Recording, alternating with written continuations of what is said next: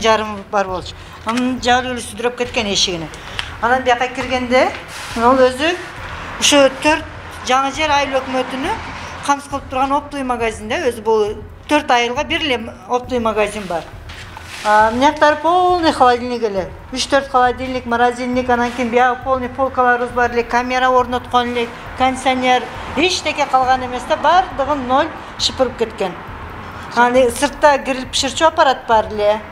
Ал турат, Кудайга шүгүр, ага тийбептир. Анан холодильник, морозильниктерден эчтеке калган эмес, продукт калбаган. Анан астыда подвалда да өтө чоң суммада жүк бар болчу. Ошо азыр мына 13 метр болсо, эки жанында вальчик бар эле, вальчиктин асты кошо бир 20 метрдей эме да склад.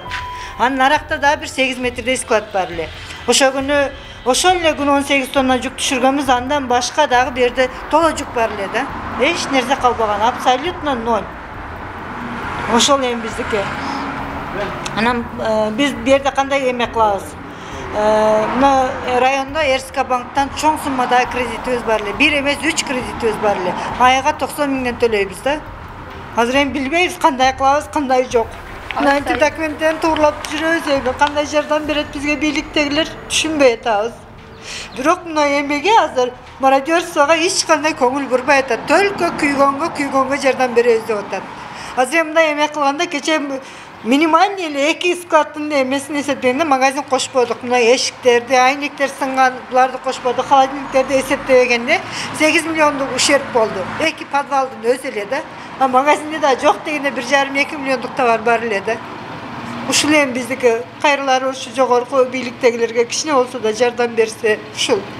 Демек ушул күйгөндө эле ага көңүл бурбай багы. Бул жактагы жоготууга дагы кичине көңүл бурса жакшы болот. Ошо күнү, ошо биз келген күнү, чакырган күнү келдик, МЧСтен 3-4 киши келиптир. Олар жөнө көпөлөк да учуп жүрөт. Эми жактарды келип көргүлөсөң, жок, көрдүк. 5 минутта ишенесиңер, ошол жерде канча здание болсо, бардыгын успейт кылды ошолор жетишип. Алар эмнени көрдү, сыртынан эле көрүп кетти. А бул кимге караштуу, кандай болгон, саат канчада болду, ичиде эмнеси бар эле, алар жөнүндө вообще сураган жок. Билбейм, алар аяка барып эрте кандай отчет берет. Просто биз бардык, көрдүк, барып келдик эле болуп атат да, элди алдап атат бу жердечи, элди эле жоонтуп кетип атат. Азыр документтерди каяка даярдап атасыңар? Негизи каяка кайрылайын деп? Эми азыр биз главный эмебиз ушу кредитти токтотуп турайлы деп атабыз. Эң биринчи эме ушул болуп атат биздики. Анан калганын дагы көрүп жатабыз. Бүгүн ушу өкмөттөн кече магазинчилер, өкмөттөн дагы эме жок, эми алар деле азыр эмне кылышын билбей атат да өкмөттөрчү. Биякта канчалаган үйлөр тонолгон, канчалаган үйлөр күйүп атат, ошолордун баягы келген гумпомош таркатып, элди кичине эме кылып атат азырчы. Анан биз өзүбүз магазинчилер жыйылдык дагы ушул жерде. Өкмөткө барып суранып, өзүбүз баягындай комиссионный состав түздүрдүк кече. Эми ошолор бүгүн келип ущербти эсептесе, актты жаздырып, анан ошо банкка алып барып тапшыра турган болдук. Банкта юристтерге телефон кылса, ушундай кылгыла дедим. Мына кечеден бери ошол документтин туруп атабыз азыр.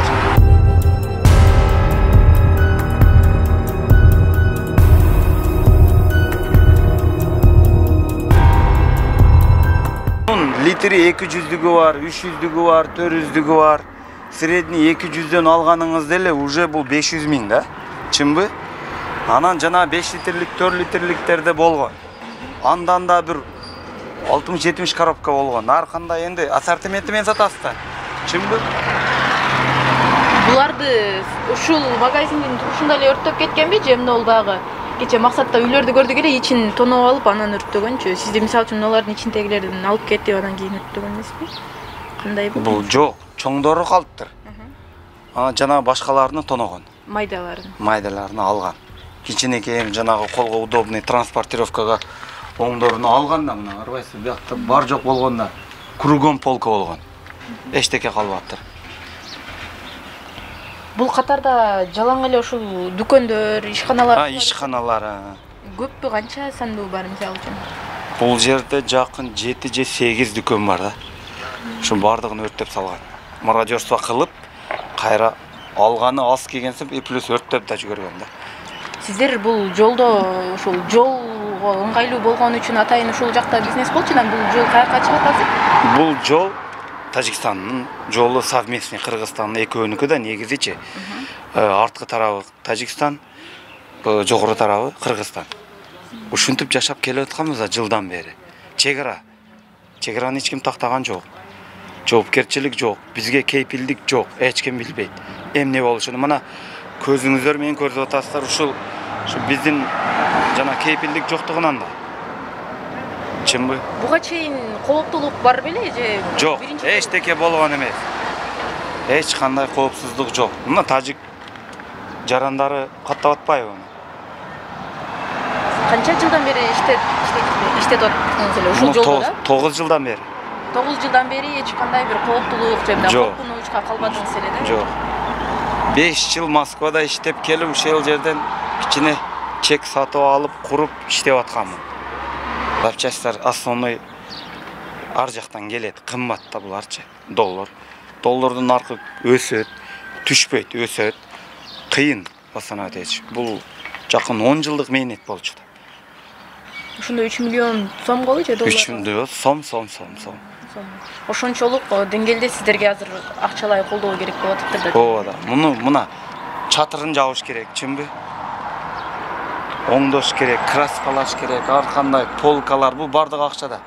Бардыгыны жасап, түздөп, жана кайра ишти восстановить этип, кайра кеткичеңиз убакыт кетет, акча кетет. Чынбы?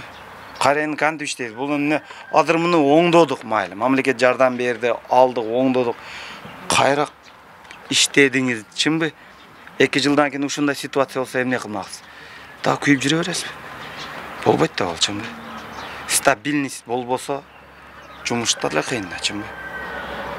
Стабильность дегенде сиздерде азыр туруктуулук. чегараны такташ керек. Чегараны такташ керек, туруктуулук болбосо иштеш кыйын, чынбы?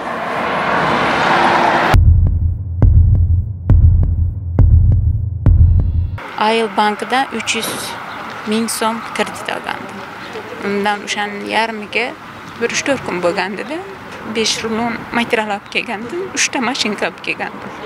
Mashinkaning bittasini surati qolibdi, qolganlarini suratga tartmagan ekanda men olib kelib qo'yganman, qizlarni kelishimga podarka qilib uni jasatib qo'yishgandida, shuni bittasi qolibdi.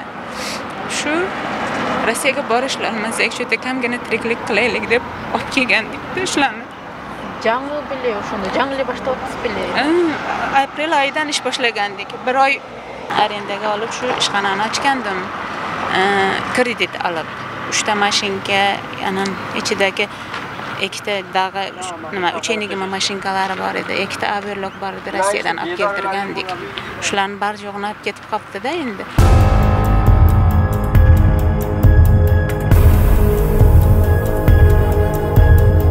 Заниябызды мына миномет аткан, мына. Ошол аткан немени биз таба албай атабыз. Сыртка чыгып, айыл аралыкта таба албай жатабыз. Мына ушинтип мына аварийный состояниеде болуп турат. Азыр коркуп атабыз.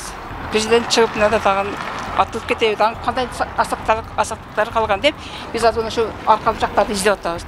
Мына жазга чөптөр чыккан, байланыш чөптөн асат түшүп калганбы, каерде экенин таба албай атабыз. Мына аткан миномет аткан. Ошол дуалдагы из минометни. Минометин издеп ошол мына. Тешип, нар жагдан тешип өтүп кеткен, каяка түшкөн билбейбиз. Элдердин артынча азыр. Элдер неме кылса каяка чат экенбиз, максатта уруш болду десе, коя өткөндө бир уруш болгон эле. Ошондой деп эле шу көчөдө турган жерде качып кеткенбиз. Үйүбүздө ачык калган баары уже. Кеткенбиз. Биз ойлогон эмеспиз да, мындай болушунучу. 4-5 күн биз ошо немеде тогу жактарда баягы даркымыз немеде дарказада жашап жүрдүк, 4 күн жашап кайтып келдик. Кегеле түшүп келе деп чакыргандан келдик. Келсек үйүбүз тонолгон. Келсек мына алар бүт атылган, эчтеке жок, бар жок, сынып атат, тонолгон, эчтеке жок Протой магазинде. Салонда да эчтеке калган, үстүдө гана тоноп, кийим-кечелерди бүт менен күйгүзүп, миномет менен атып, мына бүт бардык жер күйгүзүп кетиптир.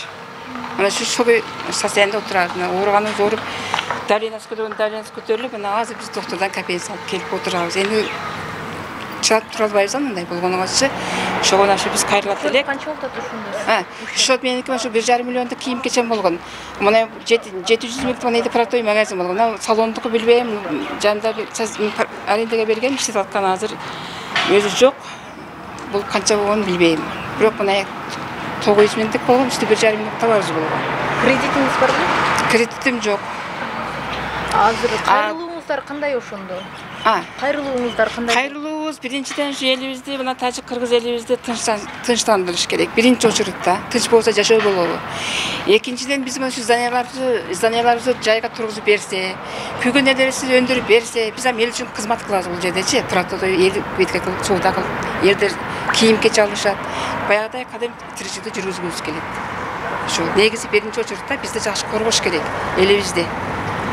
Анан кийин мындай жакын жерлерге андай пост куруш керекпи, энди ону өздөрү чечсе керек, бизди коргош керек биринчи очуруттачы. Биз натыч болгондон кийин бизге зданияның эмне кереги бар, жашоонун эмне кереги бар. Келди немелер, бүт бардыгы 2-3 ай жогорто атырда жүрүптүр. Военныйлар, солдаттар бетке келген эмес, бул жерге качта кирип, үй жашап, үйдөргө кирип нормаль жашаган, жүргөн. Тоногон алып кетти. Зияным 3 миллион, столовый коюп, почти 5 миллион орду, 8 миллион да. Бул дагы бизге карай. Полный ремонт менен эчтекеси калган жок. Кредитиңиз кандай болуп калды? Кредитим 180 миң. Айына? Айына 18 миң. Айына 18 миң. Мен миллион болуп бай болсок экен майлы деп. Биз да бирок садака кылдык деп эле койдук тажиктергечи. Ушунчалык ачка калган экен тажиктерге садака кылдык деп эле койдук. Бирок үмүтүбүз бар, мамлекеттен жардам болот деген.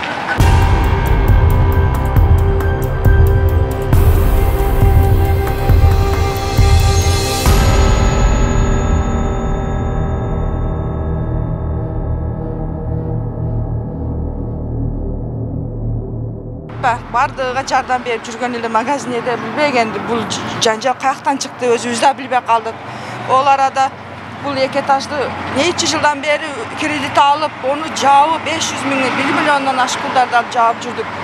Өзүнүн акчасын өзүнө оборот кылып жаткан маал эдик да энди. Үстү жакында бүттү да, үстүгө да канча чаптап жакында бүтүрүп, Тажикстан энди ачылбай калды го. Элге жардам болсун деп канча иште подвал болсо жаңы товарлар келди де 3-4 күн алдың эле. Un, баягы май немелер бардыгын басып. Бул энди билбесек, бул Кудайдан келген энди бир апат да энди булар. Майлы энди бул дүйнө таап алат экен. Зыяныңыздар канча болду ошо? Зыяныбыз мисалы бир 6 миллион, 5,5 миллион болуп кетти окшойт. Кредитиңиздер барбы? Кредитибизди жаап, энди дагы өзүнүн оборотун өзүгө чаптап атат дедик да. Кредит бирок үстүгө кийимге жетпей 150 миң алган эдик. Бираз мына шапкелерге жетпей калды. Майлен бул энди дүйнө таап алат экен. Ошол күнү болсо биз муну менен болгонубуз жок. Биз о бала сууга түшүп өлдү, 5 жашар үлкөн болот, үлкөн баласы. Ошону менен болгонбуз да. Эле садагалан өтүп кетти ара деле. Ого ким неме кылат дейсиз? Бул дүйнө таап алат. Кудай кааласа эл ынтымак, эл өз жардам берип жүрөт. Мен үстүнөн жардам берсе, жардам берсин. Биз ыраазыбыз бардыга. Ара деле ошо абиден икем өлүп калган чатак болду. Энди бардыгыбызга ошол кыйын болду. Ки муну энди жакында келип тоого бардыгыбыз качтык бир энди икемди алып алып ошо жакка бардык. Больницага барсак, больницада толук жок. Реанимация Исфанага дейт, о жол өзү 2 сааттык жол, ого жетпейт деди. Кайттык анан тоого кеттик, тоого ата бабаларыбыздын жериге, бабалардын жери насип кылган экен, ошол жака коюп келдик. Бул энди билбесек энди жардам болсо мына болот. Болбосо энди Кудайга эле тапшырып койдук биз дагы. Бизге ашыкча эле проблема ошо үлкөн болду да. Сатоголон 5 жашар мени көрдү дейсиңер. Азыр бул жактан келип текшерип кетпедиби, жазыпчы? Текшерип атат, жазып атат. Билбесек толук жок, асыл эртип бир 10-чусу болдуңар да. Толук жок, эч ким бардыгы жазат. Мындай ушерб боюнча жардам болот деп конкреттүү боюнча дагы жазды. Бирок жардамынын үстүнөн качан болушун айткан жок да. Бирок жазып эле кетип жатат бардыгы. Өзү